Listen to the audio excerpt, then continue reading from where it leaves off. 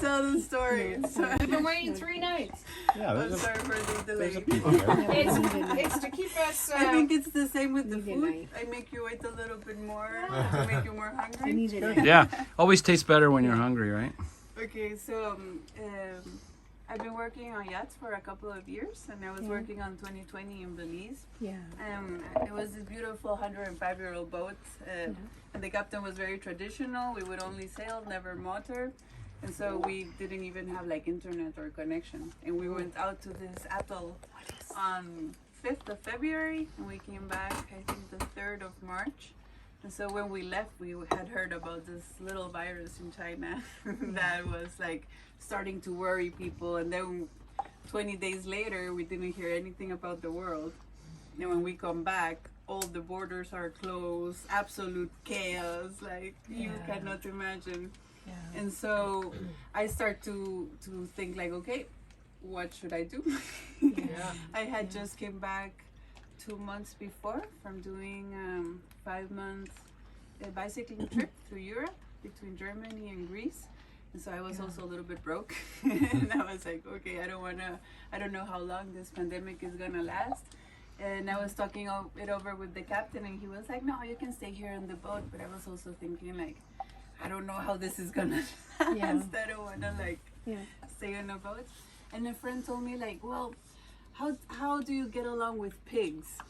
And I'm like, pigs, I love pigs, man. They're like my 3rd favorite animal. And like by this point, I had actually been like vegetarian and vegan for like, I don't know, 6 or 7 years. Yeah. Well, I wasn't a vegan when I left the island. I was eating bacon.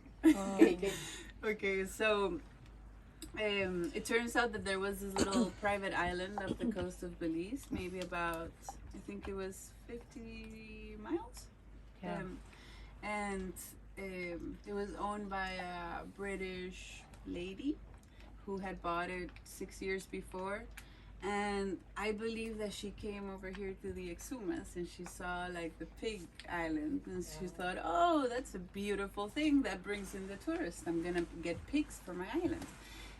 But she obviously didn't know anything about pigs. So she just went to like someone who sold pigs in Belize, and she bought 2 cute little baby pigs without knowing that these 2 little cute baby pigs were a breed that had been how do you say, interbred between the biggest, fattest British pigs and the wildest Boars. I almost say horse. That would be interesting. That's close. Big fat horse. Boars, sorry.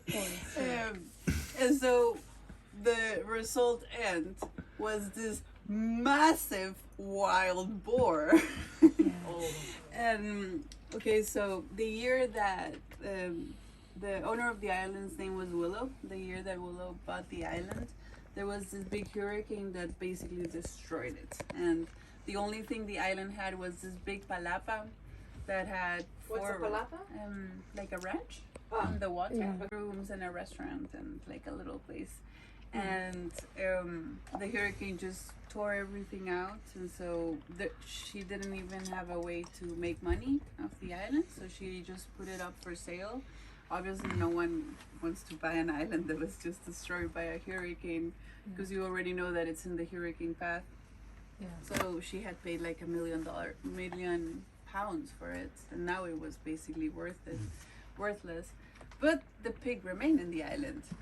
One of the pigs survived, and she started to say like, well, while I sell the island, I'm gonna keep it with volunteers, and so I'm going to put up like a website seeking for volunteers who want to live on an island with a pig For free. No, most of them had to pay. Really? Yeah. You had to pay to live for free. Yeah. Wow. I mean, They're her pig. For the experience. Well, she would say like, live in a private island, in the Caribbean. And there's a beautiful pig, and everything sounds. So some Germans quite came and nice. paid, right? Well, the Germans actually were the first guys, and they stayed there for 2 years. Wow. 2 years. Yeah. and I think they were paying like $100 a month or something. Oh, to well, live that's in the nothing. island. And yeah, and then they started doing like volunteers mostly German people for some reason, like that experience. And so they were about, I think, 6 other people before the pandemic came. And when the pandemic happened, it was these 2 German girls that got an email saying, like, from the German government, like, these are the last flights leaving Belize City. If you are not on them, the government will not be accountable for you. Please, you need to be on them. This is a world emergency and la la la la la. So the girls panicked and they left the little island and they took the flight. And by the moment that I found out, the pig had been unfed for like a week because there was nothing on the island that he could eat. It was just a mangrove island. Yeah. So like I was told, like, you need to go and save this pig that's dying of starvation in this island. And I felt like I am going to be the savior of the pig and I'm going to live in the island. And then I thought, well, I'm going to save in rent. I'm going to be in a nice place. And I had seen maybe way too many like end of the world movies. And so I thought, well, if this virus is going to start turning people into zombies, this is going to be like the best place to You're be. safe. Yeah. Yeah. So I bought 2 chickens and I bought a bunch of seeds, and my idea was that I was gonna be there for 3 months. Like that's what I like committed to first. But at the end of the 3 months, the borders were still closed, and so I kind of like had to. I really didn't have anywhere else to go, so I just stayed there. And by the 7th month, I was like the borders finally opened, and I was more than happy to leave. But there was no one that would feed the pig, and so by that time, and don't get me wrong, I really hated this pig. There was no love there. Tell us there your was no love, pig experiences. But I fully understood him. I fully understood why he was territorial, why he was aggressive, why he was like difficult to be with. It was like that big guy we saw on the beach. He had always been alone, and it was his own place, and no one had ever been nice to him, so he wasn't gonna be nice to anyone. And so I couldn't leave the island knowing that he was going to starve. I just couldn't. Really. You're so sweet. And so I started looking for like volunteers, but this was maybe like September 2020, and so everything was still in chaos. So I couldn't get any volunteers, and at the end, I found an association in the mainland that was willing. There was like an animal rescue, and they were willing to like accept this poor pig that had lived his whole life in the island. And so we raised the funds to be able to take a vet to the island and put the pig to sleep, and then put him on a boat and then ship him to the mainland for the first time in his 6 years of life. Okay, the funny thing for me is that I arrived with this like vegan hippie mindset, right? That I'm going to establish this incredible animal connection with this pig, and I'm going to know what it is to be an animal.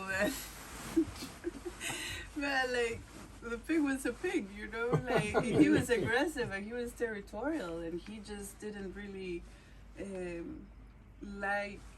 he wasn't interested in anything that wasn't food. He was starving. He was maybe just about 200 pounds, but he was 2 meters long. Yeah, he should have been like 600 pounds. Minimum. Like right now, like he's being fed like a decent amount. He's 450 pounds. So he was less than half. Less than half what he should have been. And you could see his bones, like. So did he bite you and stuff like that, or did he tried. Okay. And he would chase me off. But you said you had bites on your leg. No. I don't have bikes. You said you had scars to show me. Oh, the scar I have, but you can't really see. I'm afraid. But it came from here to here. Oh my goodness. Because the pig started chasing me. Like sometimes I would be coming like back from fishing or something like that, and he would be like food. And so he would just kind of like go from this mode of kind of like walking behind you, like I'm not here, I don't care you're there. And I could never take my eyes off him, because the moment that I did, he would just be like "Rah." He would just like start going like that, really aggressive, and then just start kind of like the hair on the back would stand up, you know. And then he had like this growl like